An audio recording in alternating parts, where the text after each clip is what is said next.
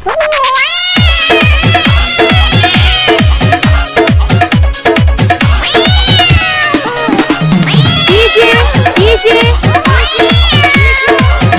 Daira Serma माँ Gayatri recording studio. खिड़की से हुलकी तो हम देख लेलियो नहाई के। खिड़की से हुलकी तो हम देख लेलियो नहाई के। गछौरी लोहिया के तोहर दूध पिलको पिलाई गे। गछौरी लोहिया के तोहर दूध पिलको पिलाई गे। DJ Daira Serma अभी आप सुन रहे हैं Serma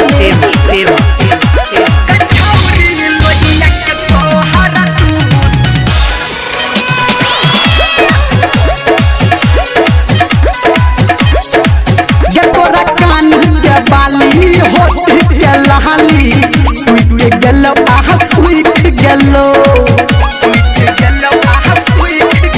तोरा कान के बाली होठ के लहाली टूट गेलो आह सुख गेलो।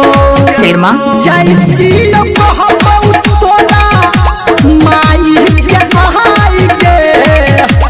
जाई जियो कहबौ तोरा माई के कहाई के। गछौरी लोहिया के तोहर दूध पिलको पिलाई गे। गछौरी लोहिया के तोहर दूध पिलको पिलाई गे।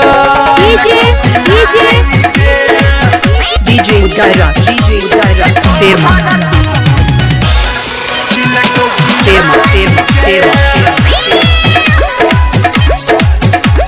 सब कहो बुची तू बड़ा खुरा लुची झूठो से खा लई छटकिरिया गे।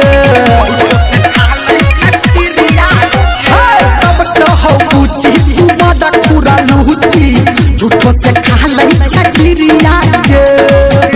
कुटी कुटी कटतौ तोरा गोदी तोहरा भाई गे।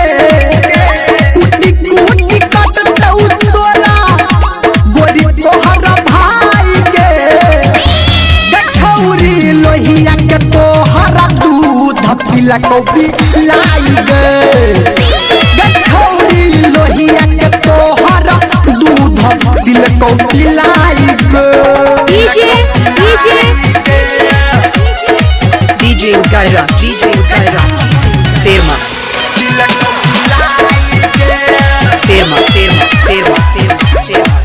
हेगे पेनी में छनी के ना सटै छै। आई बुझल को धर्मेंद्र गे। हेगे पेनी में छनी के ना सटै छै। आई बुझल को धर्मेंद्र गे। डीजे संजय गौतम कहो ढिबरी बुताई गे। डीजे संजय गौतम कहो ढिबरी बुताई गे। गछौरी लोहिया के तोहर दूध पिलको पिलाई गे। गछौरी लोहिया के तोहर दूध पिलको पिलाई गे। बुझ गेलियो गेला तकी।